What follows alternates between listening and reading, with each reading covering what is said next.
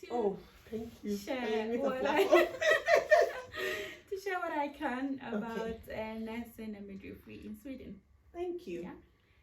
As you rightly said, my name is Bernice. I'm a certified midwife. I practice in Sweden.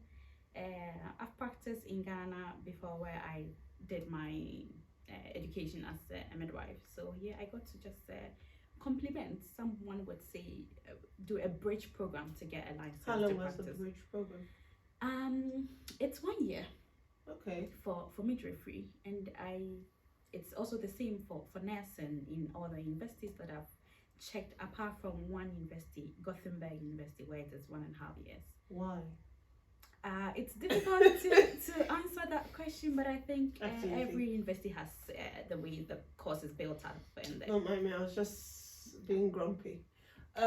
So Bernice is here to share her journey, and at the same time she's here to encourage people, immigrants, whoever is interested, people who are interested in developing themselves further within nursing or midwifery. Exactly. That is why she's here. So I'm just going to let her talk. Please share your journey. What motivated you to study midwifery in the first place? From Ghana, I think I have always loved the concept of how fantastic the woman's body is, and how amazing a baby, can come out through a mother, and all the processes it has to go through before it comes out. So I think that has always been a drawn. Okay. And then when I traveled outside of Ghana, first it was in Germany I went to with my husband. Okay. I had this zeal of not letting go of what I had already learned. So even though I needed to study German first in Germany, and then Swedish first in Sweden before I could get a license, I was very motivated to do it, to get to experience this thing all over again. I like what you said, that you made up your mind. Basically, my understanding of what you said is you decided not to let go of your dreams. No. That is priceless.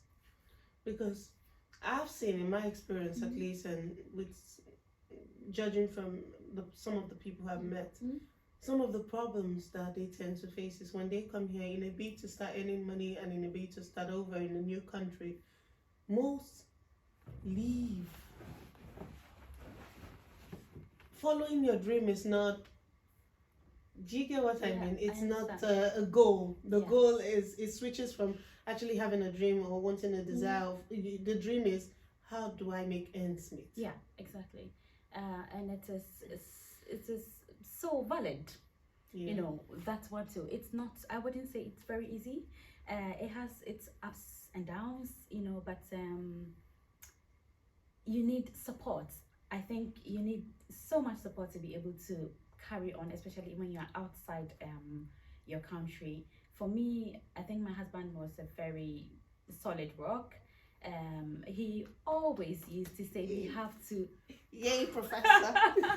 we have to prioritize. Of course, we want to, maybe would have loved to start making money from the word go, but then you want to not let go of your dreams. So he really helped in that sense. Exactly. So your dream, right from while you were in Ghana, was to become a midwife. Yeah. Okay, so when you got here, first question, before you got here, did you have like a gymnasium, which is secondary school education? Did you go to university? Okay, you had like a university degree? For me, I went to a college, if you say it that way. So I had a diploma from Ghana. Okay. And then when I came here, one thing that does not really matter is the level of your tertiary education, actually, because this program, the bridge program, is for the license to practice. It's nothing academic. So if you have done a diploma in midwifery, a higher diploma in midwifery, bachelor's in midwifery, master's in midwifery, PhD in midwifery, it doesn't really matter at this point of getting the license, because this this licensing program is just for you to have the goal to practice, that you can be called to integrate you into the system in Sweden. Okay. And the midwifery title is a protected title, so you can't just and the nurse also, there are so many protected titles, and those are the kind of jobs that you need to go through a process no matter which country you find yourself in to be able to start practicing, because those titles are protected and you have to have the license to call yourself that in that country. Okay, thank you. I didn't know that. That's whole new information for me. Thank you for teaching me that.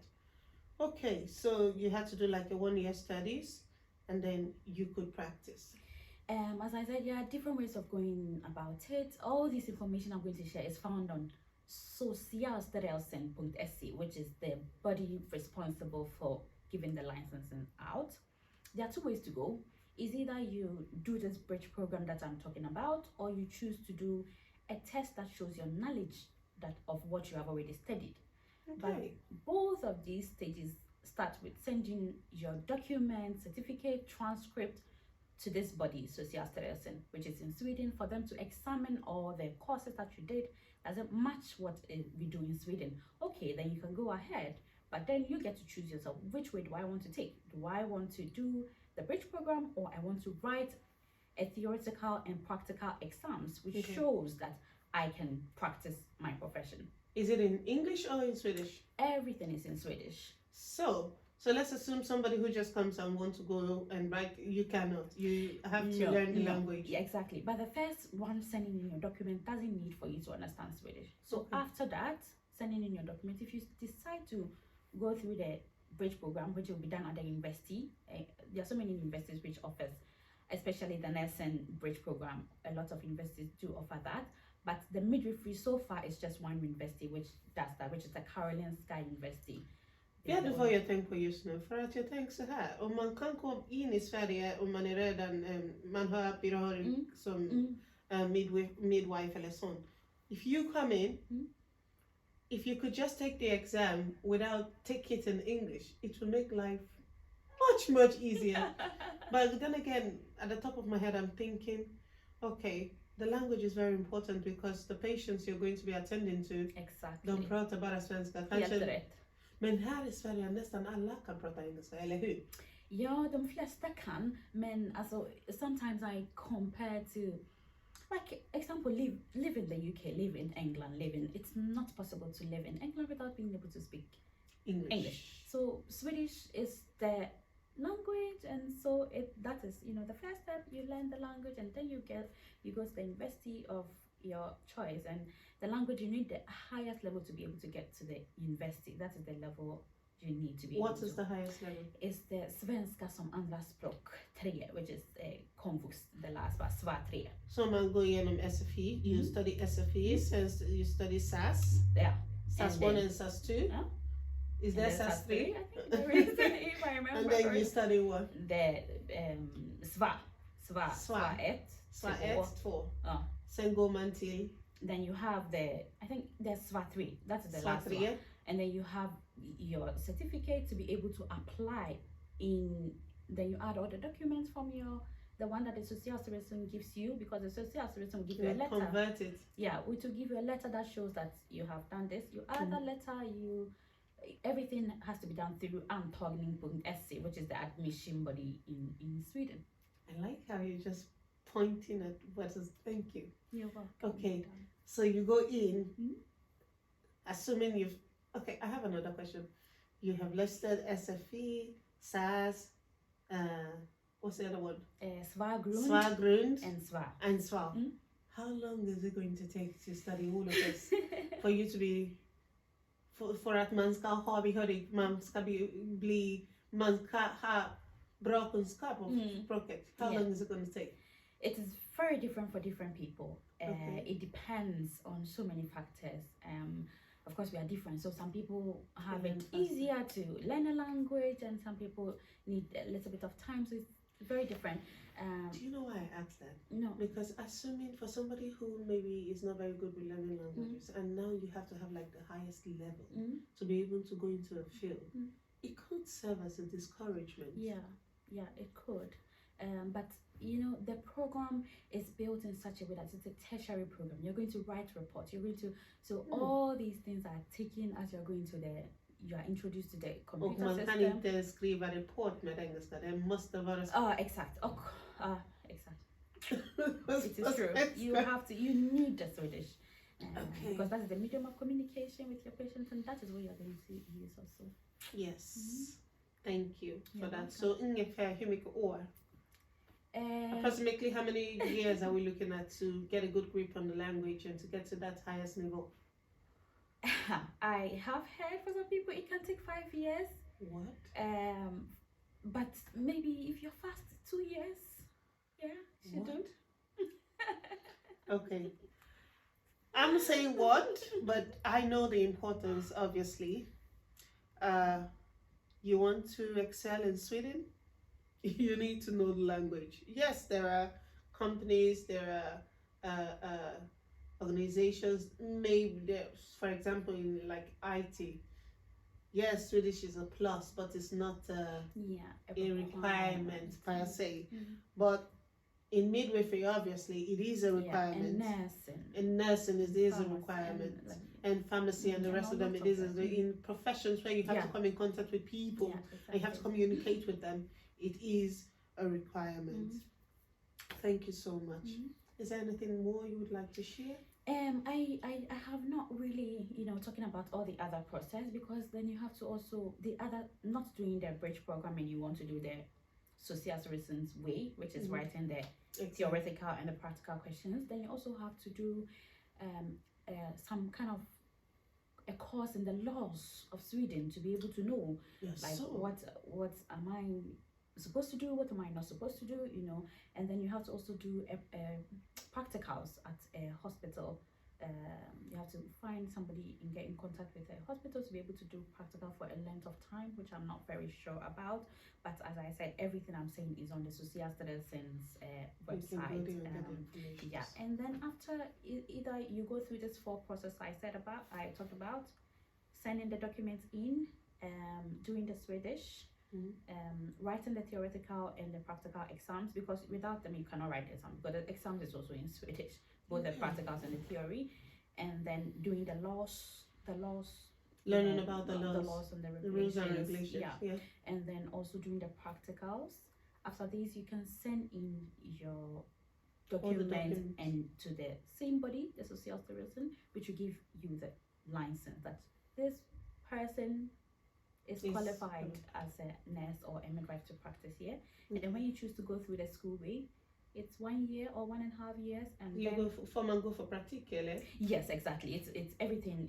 I would say, for me personally, I'm so thankful that there was the bridge program, because I felt that there is so much difference between what I learned back home and what is also practiced in Sweden. It's not the same system. So I, as a person, would choose again to go through the program at the university. Did you catch that? So she is recommending the bridge program. The bridge program, she thinks, based on her experience, is best. Yeah, Thank you for that. As a person. With going through the social servicing way, the 5 points that we named earlier, you have about 5 years to be able to get the godkänd. For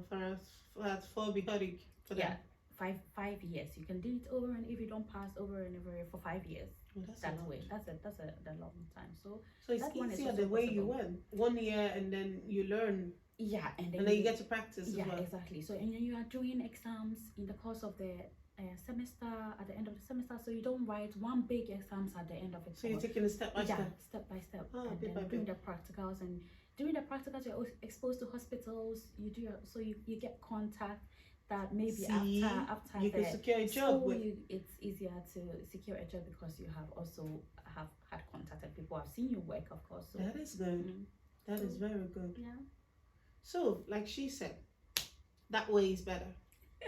For me, I think so. But from what you said, obviously it sounds better. Why would I have to go and spend 5 years when I can spend 1 year? Sorry, I think you did not understand me. You didn't. Okay. You don't have to spend 5 years, but you have 5 years. Oh, if you pass it, yes. I get it. If you pass once and for all, you can then spend less time, maybe compared to going to the bridge program. But if you don't pass, you you can do it over and again for No, you have a lot of chances.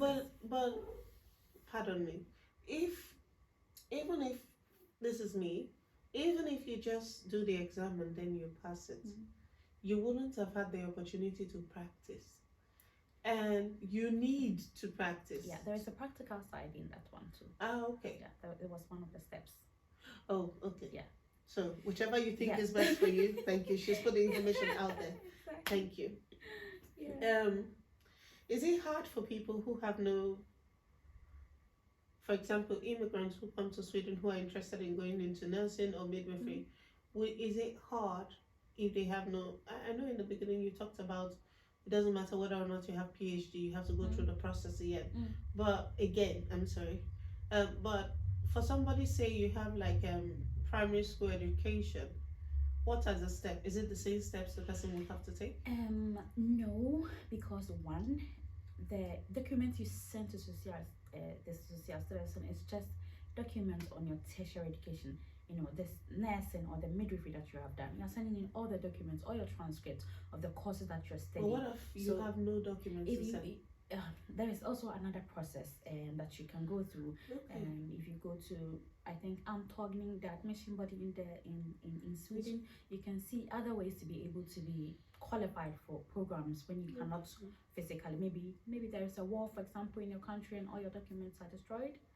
Then there's other ways to be able, which I do not have it off head, unfortunately. But if you have basic education or no education at all, it's quite a process, because then you are going to have to start learning Swedish from scratch and get a high school certificate, which will be able to help you to get into. That's the equivalent of secondary education. Yes, secondary education. Exactly. Okay. Thank you for sharing all this information. I'm going to be I'm going to write out like the sites you mentioned, Antognin Contested, Social Theorists, and the rest of them. I'm going to write them on this video when I want to share, so that those people who are interested can easily just maybe click a link and then go. So I have two last questions. Yes.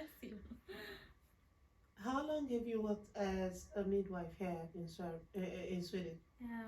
That will be 2 years and which month are we in? June. 5 months. 2 years, 5 months. 2 years, 5 months. Okay. Or 4, yeah. I know behind the camera, not quite long, we were talking about some of the you said you were trained not to see problems, you see solutions. So that I've learned. I'm going to take that to heart, and I'm going to take it with me. Could you please identify maybe 1 or 2 solutions you see? Now, she's a positive person, and according to what she told me behind the camera, she said that here in Sweden are supposed to see problems when women come in to deliver. They have been trained not to see problems, that what they see a solution. So if a mother was to come and she couldn't push, as opposed to seeing a problem, she would see a solution. How can I help this mother push? So that's why I'm saying solution. Could you identify 2 solutions that you have experienced? Of course, no name, so that is classified. But that you think are common with new mothers or new about to be mothers. Yes. And based on your experience, you could share like what you think if they do the better based on what we talked about earlier. Thank you. Yeah.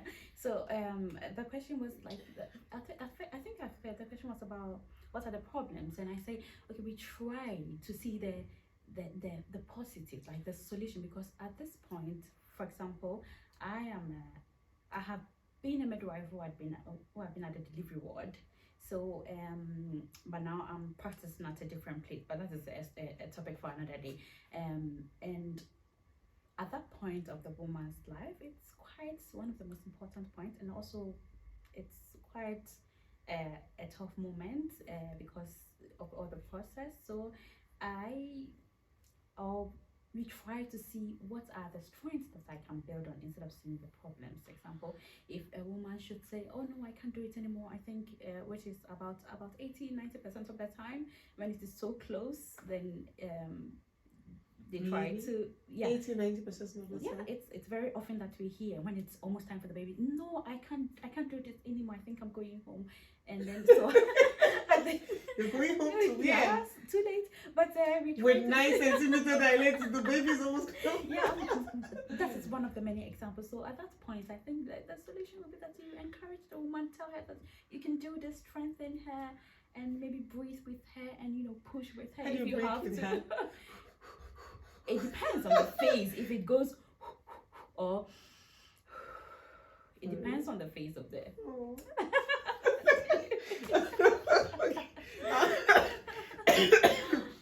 I'm so sorry.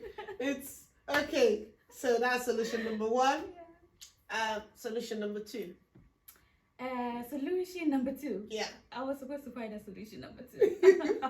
No. Yeah. You found solution number 1 when they say they want to go home. You tell them. Okay. Solution number 2 though. No, I don't know what I'm finding solutions to actually, but okay, so let's talk about breastfeeding. Okay. After delivery. Yeah, I think it's an interesting topic. I've also worked at the line, the maternity side after the baby comes, and I think it's very interesting. There's so many preparations which goes on in preparing for labor, preparing for delivery. Some people go for courses to, breathe. Some people go for, I think in America it's called Lama's class. Yeah, read books, read about maybe water birth, read about different kinds of pain reliefs under delivery, and what do I want to have. But I am not sure if we put the same amount of energy and time in after the baby, because there are some common things that you hear after the baby comes, and I think it's important that we know that everything is a process. Even when the baby comes and it's going to breastfeed, it needs time, and we cannot rush things that are supposed to take their natural course. So, okay. Yeah. One last question. I hope I'm breastfeeding or no breastfeeding, which do you think is best? I know this is putting you on the spot, however, I think that you've been a midwife. I am a midwife. I would always go for breastfeeding. It's best, depending on the choice of the woman. Oh, okay. Depending on if. So there's a caveat to it.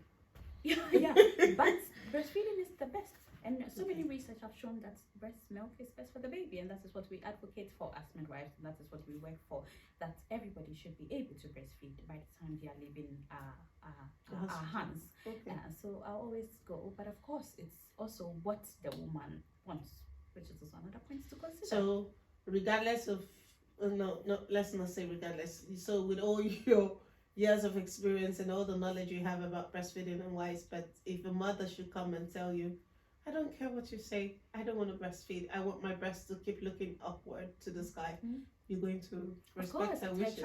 It's a choice, and it's even when it's maybe health-wise, it may have some negative side effects in the life of the baby. Yeah, because at that we in Sweden we say we don't do force healthcare. You can't force anybody, even if the medicine. Even if the medicine is good for the person, you can't push it down their throat. They have to be willing, and they have to be a consent. Even when they're dying. Yes, they have to be able to eat depending on their state of mind. If the person can decide for themselves, they have to be able to decide for themselves. And in the same way, when a woman has a baby, it's her baby, it's her body. So she gets to decide if she wants to breastfeed. Of course, as a midwife, I have to give her the informed decision that this is what breastfeeding does for you, and this is what it does for the baby. These are the positive effects, and I don't have any negative effects of that. Oh, there are not negative effects for breastfeeding. Maybe you wake up a lot of times in the night and you get tired. Of but course, your breast is going to fall also.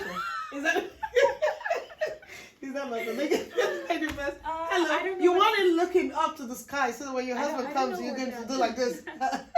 I don't know whether that one is a negative, but because some people feel, when they look at themselves after some years when the babies have breastfed, they look at beauty, they look with pride. Wow, my breast has fallen. I did this. Oh, you're a midwife.